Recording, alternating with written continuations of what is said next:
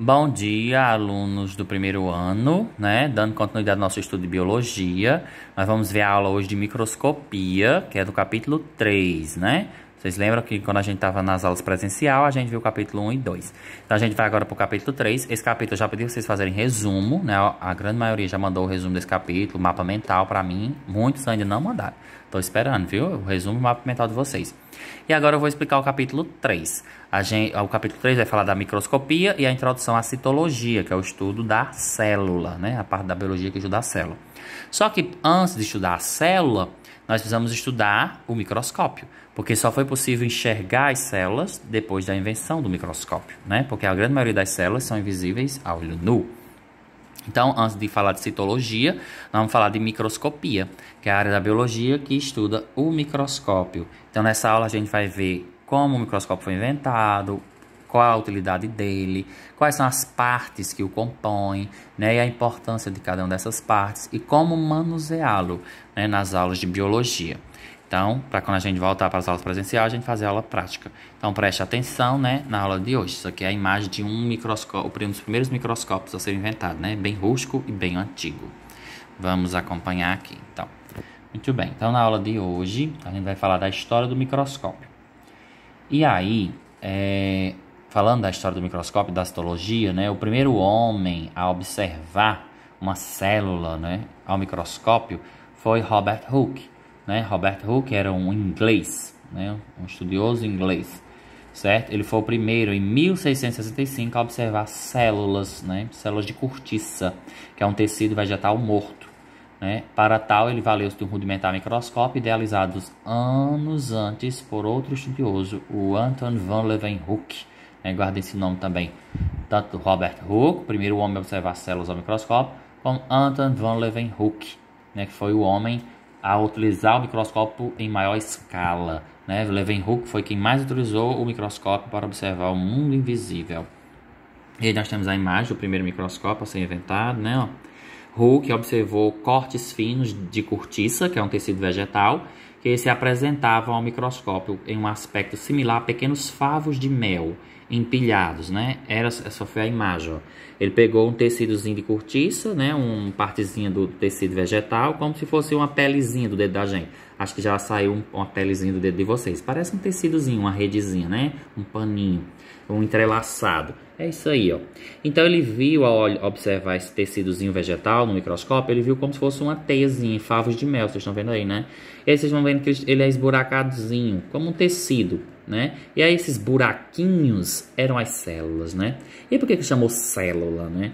Por quê? Porque buraco, cavidade, poro, em latim é cella, cellule, células. Daí veio o nome célula, porque quando ele observou a cortiça do vegetal, ele viu pequenos buracos, pequenas cavidades, pequenas células. Daí ele chamou o nome de célula, né? Daí veio o nome célula, do latim, certo?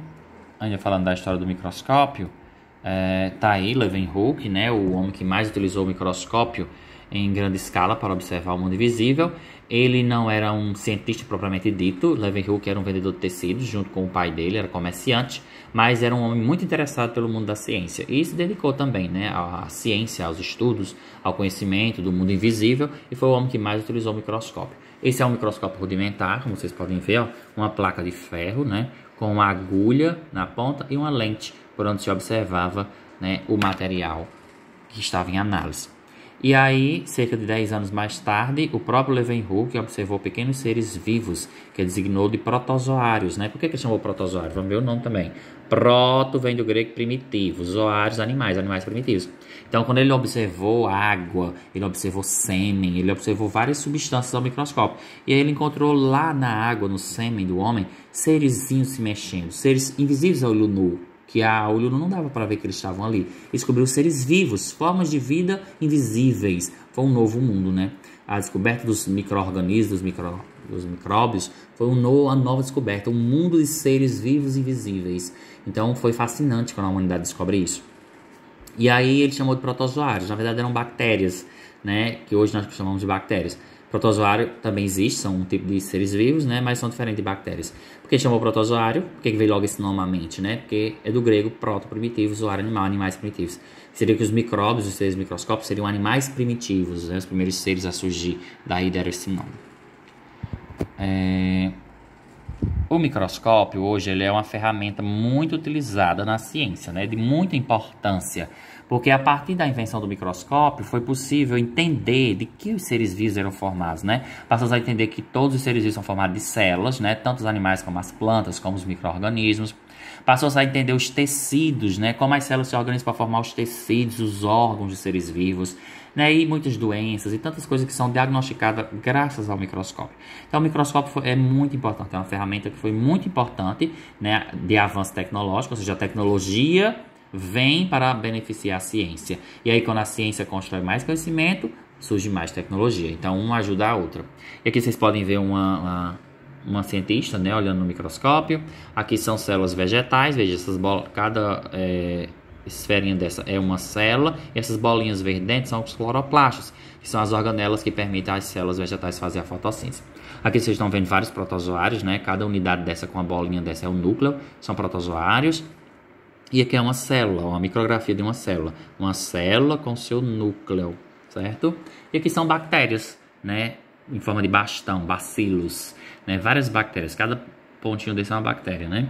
Então, graças ao microscópio, foi possível descobrir os seres microscópicos, saber que eles causavam doenças e aí poder tratar, identificar, entender esses seres e como matá-los, né, para curar as doenças. Então, o microscópio foi muito importante na história da humanidade, né, na invenção, porque facilitou bastante, né, o entender do mundo celular. E aí nós temos a imagem de um microscópio de luz, né, um microscópio comum que a gente encontra no nosso laboratório da escola, né, que é um dos mais simples. O microscópio de luz ele só consegue aumentar até 1000 vezes o tamanho do observado, né, e ele só consegue chegar até o nível de bactéria.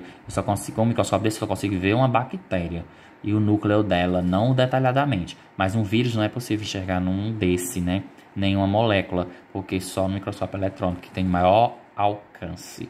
Esse não, a gente não consegue. Mas vamos entender as partes do microscópio, né? Esse é o microscópio óptico. Vamos conhecer as partes dele, né? O microscópio óptico de luz, ele serve para ampliar um objeto, ele funciona como um conjunto de lentes, que nós chamamos de ocular e objetiva, que ampliam a imagem. Nós vamos entender o que é cada uma delas. A iluminação pode ser natural ou artificial. Hoje se usa a iluminação artificial, que é uma lâmpada, né? Todo microscópio vem com a lâmpada acoplada. Por que luz, né? A iluminação é importante, porque sem luz a gente não enxerga o mundo invisível. Sem luz a gente não enxerga nada, né? Ter a luz total de tudo, entra num quarto escuro e fecha todas as portas e todas as brechas, não deixa a luz entrar de jeito nenhum, que você não enxerga nada.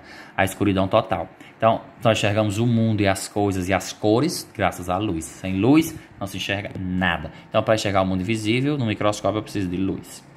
E ele é construído por uma parte mecânica, que suporta e permite controlar uma parte óptica, que amplia as imagens. Então, o microscópio ele tem a parte mecânica e a parte óptica, de aumento, que são as lentes. Então, vamos entender. Então, aqui vem da observação da estrutura do microscópio, né? Então, vamos primeiro ver a parte mecânica. Qual é a parte mecânica do microscópio? Todo microscópio tem um braço, que é essa estrutura que sustenta, né, essas objetivas. Tem uma pinça, que é para segurar o material observado aqui, né? Tem os parafusos macro e micro, né? Ou seja, o grande e o pequeno, que vão descer e subir essa mesa quando eu mexo para observar. Tem o diafragma. Para que serve o diafragma? É que permite a entrada de luz, né? A fonte luminosa, que é a lâmpada, que vai iluminar o objeto observado. E o pé ou a base, que sustenta toda a estrutura do microscópio. Então, essa é a parte mecânica. Braço, pinças, parafuso macro e micro, diafragma, que permite a entrada de luz, controlar a quantidade de entrada de luz, a fonte de luz e o pé. Certo? Agora vamos às partes ópticas do microscópio. A ocular é a parte onde bota o olho, né? Por isso o nome ocular. É uma lente. Né? Uma lente que fica aqui, ela já tem um aumento 10 vezes ou 14 vezes, depende da lente que você usa. Né? Já vai aumentar o objeto observado em 10 vezes o seu tamanho normal. Então, por isso chama ocular, porque é onde você coloca o olho, ocular. Né? Depois nós temos o canhão, né? O canhão é essa parte aqui. Aqui tem um conjunto de lentes que vão ampliar essa imagem, né? Observada. Nós temos também o revólver, né? O revólver é essa estrutura que gira, onde estão acopladas as objetivas, porque eu posso trocar, né? Eu vou girando e vou trocando pela objetiva que eu quero, de maior, de menor aumento, certo? As objetivas, né? Que são essas 3 ou 4 lentes, né? Dependendo do microscópio, pode ter 3 ou 4. São as lentes de aumento, né? Essas lentes de aumento, elas podem aumentar 4, 40, 100, 10 vezes o tamanho do objeto observado. E é interessante entender que, como eu coloco um material aqui, quantas vezes ele está sendo aumentado? Para eu saber quantas vezes o tamanho daquele objeto que eu estou observando está sendo aumentado, eu multiplico o valor da objetiva pelo valor da ocular. Por exemplo, se eu tenho um ocular de 10 e uma objetiva de 10, eu multiplico os valores. 10 vezes 10, 100. Então, o objeto observado está sendo aumentado 100 vezes o seu tamanho normal. Se eu colocar uma objetiva de 100 aqui e um ocular de 10, 10 vezes 100, 1000. O objeto observado está sendo aumentado 1000 vezes. Então, para saber o quanto que o objeto observado está sendo aumentado, eu multiplico o valor da objetiva pelo valor da ocular, certo? Pronto. E depois da ocular, canhão, revólver, objetivas, nós temos também a platina, que é a mesa, né? A mesa onde se coloca o material observado. E aí nós temos todas as partes estruturais de um microscópio, tanto as partes mecânicas como as partes ópticas, que vão promover o aumento do objeto observado, certo? E mais aqui embaixo, né, junto com o diafragma, tem um condensador. O condensador também serve para controlar a quantidade de luz que entra, junto com o diafragma. Certo? Pronto. Então, o microscópio óptico, vamos ver cada parte agora para que serve mais detalhadamente, né? As oculares, onde eu coloco o olho, serve para quê? Ela amplia a imagem fornecida pelo sistema de objetivas, né? Aí um microscópio pode ter um só canhão ou 2 canhão, né? Ele é monocular ou binocular e pode ser até trinocular. Tem uns que tem 3, né? Canhões. Para que serve o canhão ou tubo, né? Serve de suporte ao sistema de ocular. Para que serve o braço, né? Serve para suporte da platina e do revólver. Para que serve o revólver, né? Ele serve de suporte às objetivas, né? Só para sustentar as objetivas e para que a gente possa girar elas, né? O revólver é isso aqui, ó, né? É onde as objetivas estão encaixadas, a gente vai girando ele para mudar as objetivas. Serve de suporte e de mudança. As objetivas, qual a função dela? Ampliar a imagem do objeto que está sendo observado. Ela vai ampliar a imagem. Tá aí as objetivas, ó. Normalmente elas têm uma fitinha, tá vendo? Seja a fitinha amarela, azul, vermelha. A fitinha amarela indica que ela é de 10, ela aumenta 10 vezes o tamanho. A fitinha azul é 40 e a fita vermelha, que está lá atrás, é 4 e a fita branca é 100. Aumenta 100 vezes o tamanho do objeto observado. Agora a platina, para que serve a platina, né? Ela serve de suporte à preparação a ser observada. Tem uma abertura no centro, né? Ó, a platina é a mesa onde vai ser colocada a amostra. E ela tem uma abertura, um buraco, que é por onde a luz vai entrar, né? Eu preciso que a luz penetre no objeto observado para eu poder enxergá-lo, certo? O condensador, para que serve o condensador, né? O condensador é esse que fica aqui abaixo, né? Essa estrutura aqui, ó. Ele distribui regularmente no campo da preparação a luz que atravessa o diafragma, que é para distribuir a luz em todo o material observado, para a gente poder enxergá-lo. Para que serve o diafragma, né? O diafragma é esse também que está aqui abaixo do condensador. Ele regula a intensidade da luz captada pelo espelho que incide na preparação. Então ele vai regular a quantidade de luz que entra e quanto pode entrar e sair. A fonte de luz é a lâmpada, né? Ou um espelho. Quando é que eu uso um espelho? Quando a minha chama é natural. Por exemplo, eu posso usar uma vela que vai iluminar o espelho e vai iluminar a amostra. Posso usar a luz do sol que vai iluminar o espelho e vai iluminar a amostra.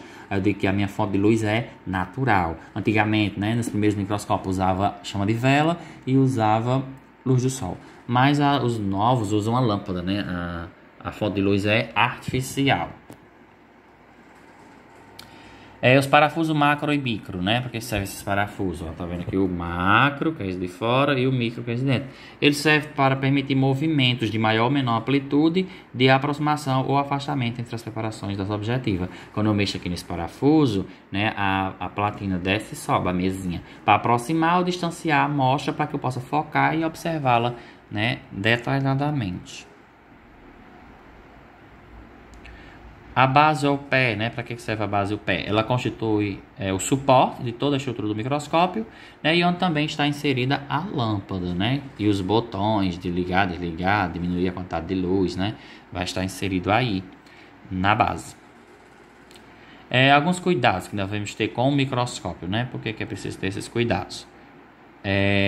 Devemos sempre transportá-lo com as mãos, né? Apoiando a base numa delas e segurando o braço com a outra, como essa criança está segurando aqui na imagem, vocês podem ver, ó, como ele segura, né? Uma mão segura o braço, a outra mão embaixo, que tem que segurar, cuidado, porque se derrubar, né, quebra, e é caríssimo. Ao colocar sobre a mesa, mantê-lo em alguma distância do bordo, né? Nunca mantê-lo próximo demais do bordo da mesa, que pode cair. Isso aqui, essas medidas de segurança, esses cuidados de segurança com o microscópio, é para quando a gente for fazer aula prática no laboratório, né? Para que vocês tomem cuidado para não quebrar o material. Evitar molhar, né? Ao usar preparações temporárias, porque ele é elétrico, pode ter um curto-circuito. As lentes são peças muito caras, para limpar deve usar a flanela que normalmente acompanha o aparelho. Quem faz isso é os técnicos de laboratório. E após a utilização, encaixar a objetiva de menor amplitude alinhada com o ocular. A gente vai ver que tem 3 objetivos aqui, né? São os objetivos de 4, 10 e 100 ou 40, depende, pode ter 4 objetivos. Esses objetivos você tem que começar e terminar sempre com a menor, que é a de 4. Né? Começar com o objetivo de 4 e terminar com o objetivo de 4. Deixar ela sempre posicionada. Essa questão aqui já foi questão de Enem, de vestibular, de concurso, né? Após a utilização, encaixar o objetivo de menor amplitude alinhada à ocular. Sempre que começa e termina a observação no microscópio, eu deixo a objetiva de 4 alinhada com a ocular. Sempre. Né? Aqui é outra imagem de crianças observando ao microscópio e sempre mantê-lo longe do bordo da mesa, né? Para não acontecer um acidente. Certo?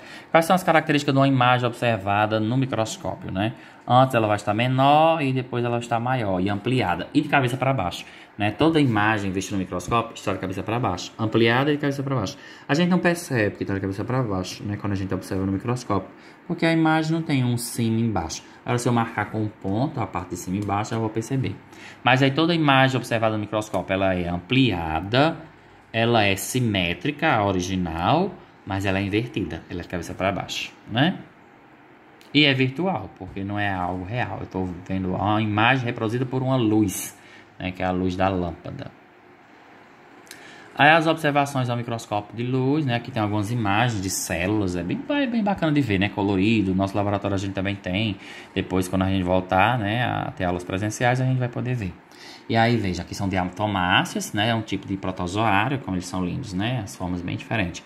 Aqui é a Vulvox, que é um tipo de alga unicelular, né? Aqui é um ovo em desenvolvimento, né? Um zigoto que já está se dividindo a célula para formar um novo ser. Aqui é uma ameba, que é um tipo de protozoário, né? Veja como ela é grande, mas é a única célula.